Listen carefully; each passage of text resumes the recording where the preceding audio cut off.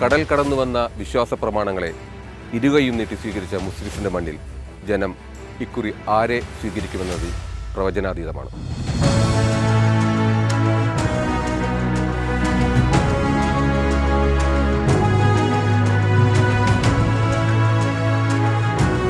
കേരളം ഉറ്റുനോക്കുന്ന തദ്ദേശ തെരഞ്ഞെടുപ്പിനാണ് കൊടുങ്ങല്ലൂർ ഒരുങ്ങുന്നത്.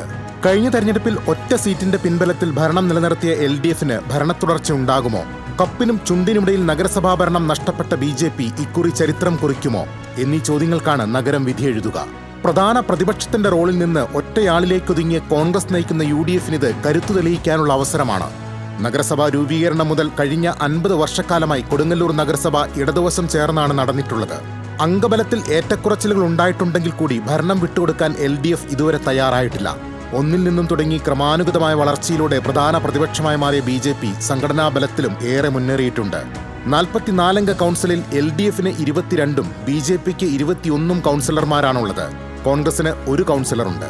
നഗരസഭയിൽ ഇക്കുറി 2 വാർഡുകൾ വർദ്ധിച്ചതോടെ മൊത്തം വാർഡുകൾ 46ആയി. ഇതിൽ 21 വാർഡുകൾ വനിതകൾക്കായി സംവരണം ചെയ്തിട്ടുണ്ട്. 1 വാർഡ് പട്ടികജാതി സംവരണവും 2 വാർഡുകൾ പട്ടികജാതി വനിതാ സംവരണവുമാണ്. മുന്നണിയുടെ രാഷ്ട്രീയ അടിത്തറയും ലൈഫ് മിഷൻ ഭവന പദ്ധതി, ക്ഷേമ പെൻഷൻ, ആരോഗ്യരംഗത്തെ വളർച്ച, പ്രാദേശിക വികസന പദ്ധതികൾ തുടങ്ങിയവയും വോട്ടായി മാറുമെന്ന പ്രതീക്ഷയിലാണ് ഇടതുപക്ഷം. നമ്മുടെ പാശ്ചാത്യ മേഖലകളിലെല്ലാം ഭവനം, കുടിവെള്ളം, വിദ്യാഭ്യാസം, ആരോഗ്യ മേഖല ഉൾപ്പെടെയുള്ള എല്ലാ അടിസ്ഥാന മേഖലകളിലും സമാനതകളില്ലാത്ത ഒരു മാറ്റം കൊണ്ടുവരാൻ കൊടുങ്ങല്ലൂർ നഗരസഭയ്ക്ക് സാധിച്ചിട്ടുണ്ട് എന്ന പൂർണ്ണ വിശ്വാസം ഞങ്ങൾക്കുണ്ട്. നഗരസഭ നടപ്പിലാക്കുന്ന വികസന പ്രവർത്തനങ്ങളെ തടസ്സപ്പെടുത്തുവാൻ, കൗൺസിൽ യോഗം പോലും അലങ്കോലപ്പെടുത്തുവാൻ പ്രതിപക്ഷ BJP കൗൺസിലർമാർ ശ്രമിച്ചെങ്കിലും അതിനെയെല്ലാം നിഷ്ഫലമാക്കിക്കൊണ്ടാണ് നഗരസഭാ പ്രവർത്തനം ഏറ്റവും മികച്ച രീതിയിൽ മുന്നോട്ട് പോയിട്ടുള്ളത്. ഇനിയും കൊടുങ്ങല്ലൂരിലെ ജനങ്ങൾക്ക് വേണ്ടി, കൊടുങ്ങല്ലൂരുടെ പാവപ്പെട്ടവരുടെ സ്വപ്നങ്ങൾക്ക് നിറച്ചാർത്ത് പകർന്നതിന് വേണ്ടി കൊടുങ്ങല്ലൂർ നഗരസഭയിലെ ഇടതുപക്ഷം ഈ ഭരണസമിതി ഇനിയും ഭരണം നിലനിർത്തുമെന്ന കാര്യത്തിൽ യാതൊരു സംശയമില്ല. റോഡുകളുടെ ശോചനീയാവസ്ഥ, വികസന മുരടിപ്പ്, ഭരണവിരുദ്ധ വികാരം തുടങ്ങിയ ആരോപണങ്ങൾ കുറുക്കിക്കൊണ്ടാൽ ഇക്കുറി അട്ടിമറി നടക്കുമെന്നാണ് BJPയുടെ കണക്കുകൂട്ടൽ. ഒരു വികസന പ്രവർത്തനവും കൊടുങ്ങല്ലൂർ നഗരസഭാ പ്രദേശത്ത് കാഴ്ചവെക്കാനായിട്ട് LDFന്റെ നേതൃത്വത്തിലുള്ള ഭരണമുന്നണിക്ക് കഴിഞ്ഞിട്ടില്ല.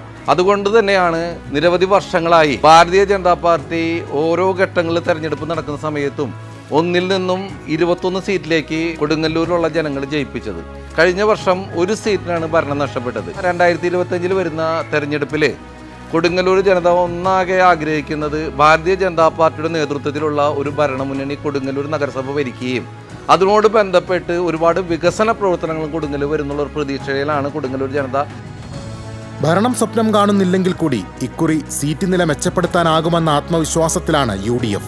3 വട്ടം ഒറ്റയ്ക്ക് മത്സരിച്ച് കോൺഗ്രസിന്റെ പരാജയം ഉറപ്പാക്കിയ മുസ്ലിം ലീഗ് ഇക്കുറി ഒപ്പം നിൽക്കുന്നുണ്ട് എന്നത് കോൺഗ്രസിന് ആശ്വാസം പകരുന്നു. കൊടുങ്ങല്ലൂർ നഗരസഭയിൽ കോൺഗ്രസിന്റെ ഒരേ ഒരു കൗൺസിലറുള്ളെങ്കിലും ഒട്ടനവധി തവണ സമരാഭാസങ്ങൾ നടത്തി നഗരസഭയിൽ നിന്ന് BJP അടക്കമുള്ള പ്രതിപക്ഷം ഇറങ്ങിപ്പോകുമ്പോഴും ഒരേ ഒരു കൗൺസിലറുള്ള ഞാൻ അവിടെ ഇരുന്നു കൊണ്ട് ഭരണസമിതിയെ കൊണ്ട് ഉചിതമായ തീരുമാനങ്ങൾ എടുപ്പിക്കുവാൻ സാധിച്ചിട്ടുണ്ട്. അതിന് ഊന്നി തന്നെ പറയുകയാണ്, വരുന്ന തദ്ദേശ സ്വയംഭരണ സ്ഥാപനത്തിൽ നടക്കുന്ന തിരഞ്ഞെടുപ്പിൽ കോൺഗ്രസ് മുന്നണി നേതൃത്വം നൽകുന്ന UDF കക്ഷി ഈ കൊടുങ്ങല്ലൂർ നഗരസഭയിൽ ആര് ഭരിക്കണമെന്ന് തീരുമാനിക്കാറുന്ന നിർണായക ശക്തിയായി UDF വരും. താലൂക്ക് ഗവൺമെന്റ് ആശുപത്രിയിലെ ഡയാലിസിസ് യൂണിറ്റ് പോലുള്ള വികസനങ്ങളും പ്രാഥമിക ആരോഗ്യ കേന്ദ്രങ്ങളുടെ വളർച്ചയും ഭരണപക്ഷത്തിന്റെ നേട്ടപ്പട്ടികയിലുണ്ട്. എന്നാൽ താലൂക്ക് ആശുപത്രിയിലെ ബഹുനില കെട്ടിടം തുറന്നു പ്രവർത്തിക്കാത്തത് LDFന് തലവേദനയാണ്. ദേശീയപാത 66-ൽ DYSP ഓഫീസ് ജംഗ്ഷനിൽ അടിപ്പാത വേണമെന്നാവശ്യപ്പെട്ട് 700 ദിവസത്തിലധികമായി കർമ്മസമിതിയുടെ നേതൃത്വത്തിൽ നടന്നുവരുന്ന സമരം തെരഞ്ഞെടുപ്പ് ഫലത്തെ എങ്ങനെ ബാധിക്കുമെന്നത് മുന്നണികളെ കുഴയ്ക്കുന്നു. അടിപ്പാത അനുവദിച്ചുവെന്ന് BJPയും കോൺഗ്രസും അവകാശപ്പെടുന്നുണ്ടെങ്കിലും ഇത് സംബന്ധിച്ച് ഔദ്യോഗിക രേഖകളൊന്നും തന്നെ പുറത്തു വന്നിട്ടില്ല. രാഷ്ട്രീയ സംഘർഷത്തിന് അവധി കൊടുത്ത കൊടുങ്ങല്ലൂരിൽ ഭരണം നിലനിർത്താനും ഭരണം പിടിക്കാനും LDFും BJPയും ആവനാഴിയിലെ അവസാന അസ്ത്രവും ഉപയോഗിക്കുമെന്നുറപ്പാണ്.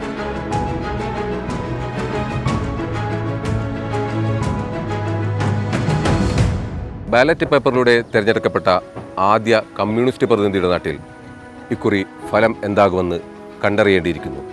ക്യാമറാമാൻ ഷിഹാബിനോടൊപ്പം കൊടുങ്ങല്ലൂരിൽ നിന്നും നവാസ് പടിഞ്ഞ.